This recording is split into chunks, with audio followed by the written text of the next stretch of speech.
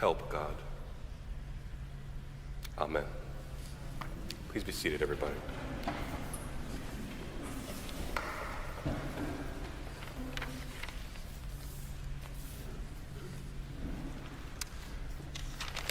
This is a hard sermon to preach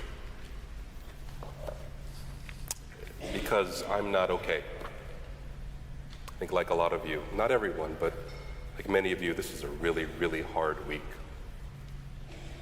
Very challenging week. My wife and I, we stayed up late on Tuesday night,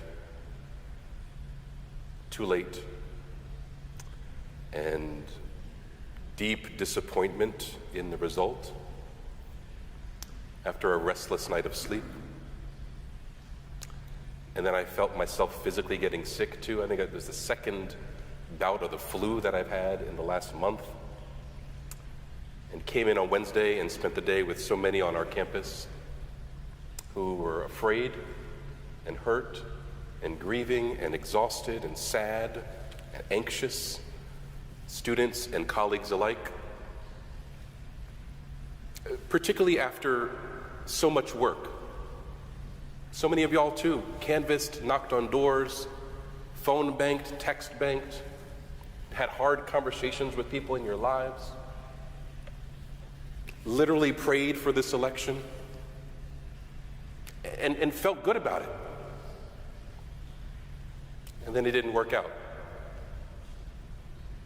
Heartbreaking. I spent Monday night with the Grahams out on the parkway with so many people. And then I looked at the sermon rota for this week and saw that my name was up and didn't want to give this sermon. I think most painful for me was this is the first election that my oldest two daughters voted in. Voting for a black, biracial woman just like themselves.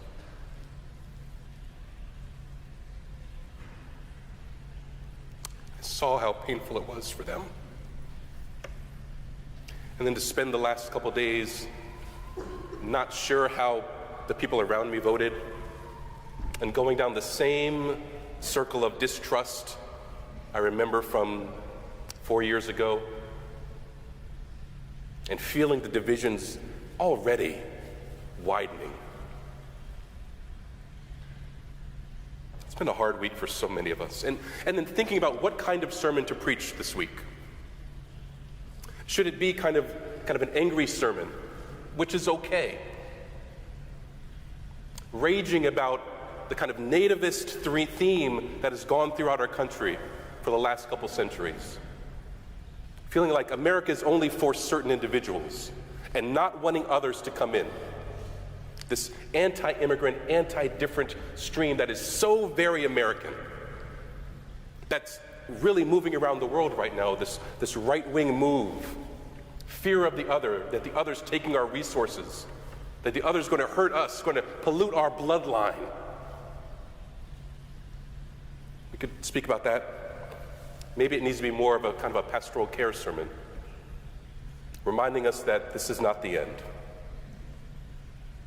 that we are still loved, that we've endured before, that you're not alone. Maybe that's what we need to talk about today. Maybe it's one of those more don't give up the struggle sermons. Let's get up off the mat and keep fighting. Dust ourselves off. This is just one round. This is not the end. Keep going. The kids next door need us to keep fighting.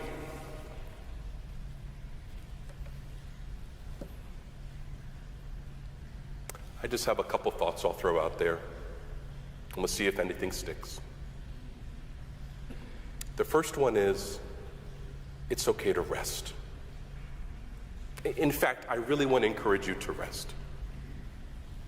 This has been an exhausting election. It's been an exhausting few years. It's okay to unplug for a little bit.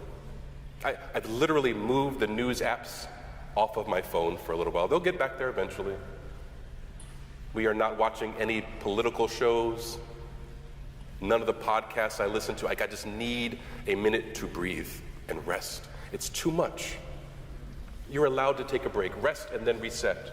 You don't have to get right back in the game right now. You got a long road ahead of you. I really do want to encourage you to rest. And a part of rest is shameless escaping. I have watched more sports in the last 3 days, and I am not apologizing for it. Our little one Evie had her school play this week too. It was a middle school play. It was very mediocre. We saw it 3 times. Not by choice. We saw this play 3 times, and she was great in it, and it was nice to get our minds off everything else, and that's okay too. I have some dumb video games on my phone that I've been playing a lot as well. It's okay. It's okay to rest. Along with rest, I want to give you permission for something else. It's okay to have joy right now too. In fact, there is something beautifully defiant about joy right now. I'll never forget, after George Floyd was killed years ago, I was scheduled to do a wedding down in the South. This was the day after the news broke about George Floyd, and we all saw on our news feeds over and over and over again the images of someone who looked like me being killed. And then I had to stand up front and do a wedding for a couple. We got through the wedding, and at the reception, the bride got on the microphone with tears in her eyes and said, "We are going to have a good time tonight. They can't stop us from partying tonight. They've stolen so much already. They will not steal our joy." This is so much of what it means to be human, what it means to be Christian, what it means to be a woman, a person of color, a queer person, a brave person, a differently abled person right now, amidst all the hate and arrows that come at you, to still have a defiant joy, even amidst all of this. I can't steal that.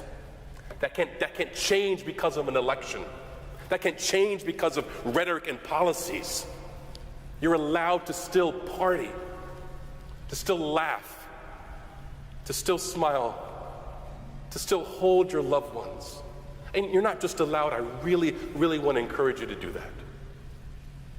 Rest and have a defiant joy over these next couple of years. The next thing, I encourage you to pick up the phone line again and call back upstairs. I know a lot of us were praying about this election. And it might be hard to pray again. And there's a sermon for another time about that's not how prayer works. God is not some genie, sweet gift daddy in the sky who grants us wishes. But I'd pick up the phone of prayer again, and God can take our emotions right now. God can take the, I am mad and sad and shocked and disappointed. And where are you? I thought we were through this already. Tell God. God can hear it. You might hear back. Rest, joy, heal and have the conversation.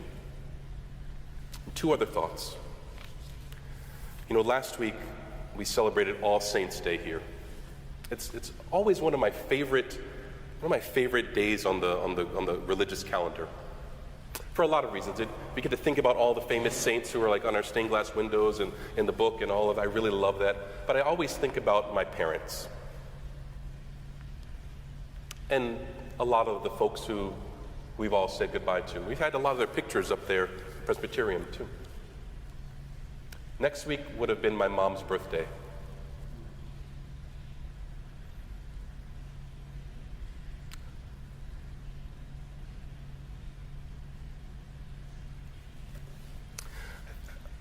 There are times like this I wish I could call my mom and dad.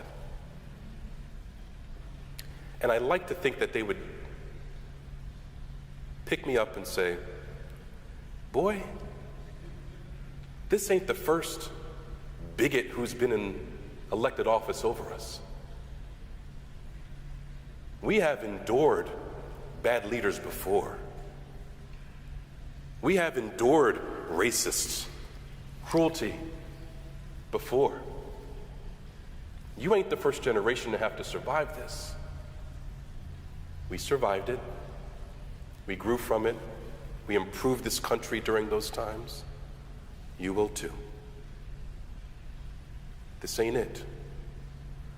And it's not just our parents, it's all those who have fought before, all who were in civil rights, all who fought for women's rights, all who fought at Stonewall, all who fought for differently able, all of them are saying, hey, this ain't the end. We've been here before. We win in the end. You are making progress.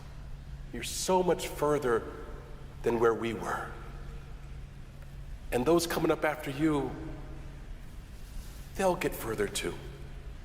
I know this feels like a step back, 2 steps forward, 1 step back. This ain't our last step. Keep walking, keep going.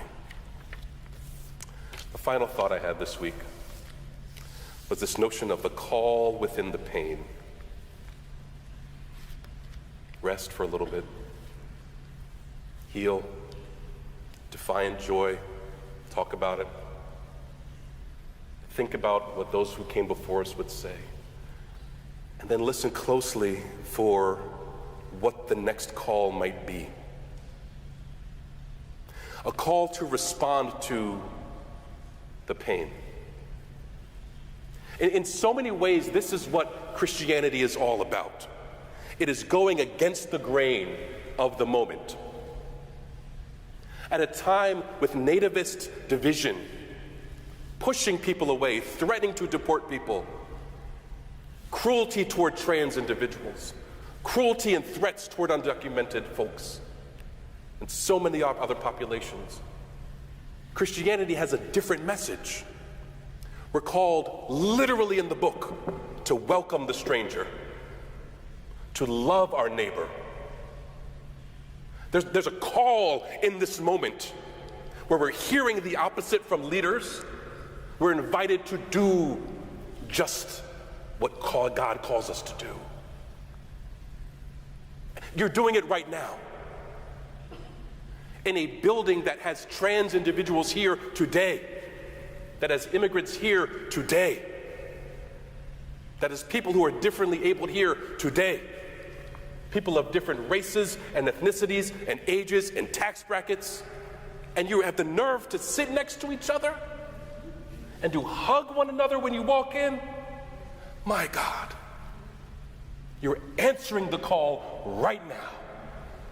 At a moment where hate seems to be winning, you are being called to love radically. This is what we are invited to right now. Rest for a minute, but this is not the end. This is not the end. This is not the end. You are loved. Amen.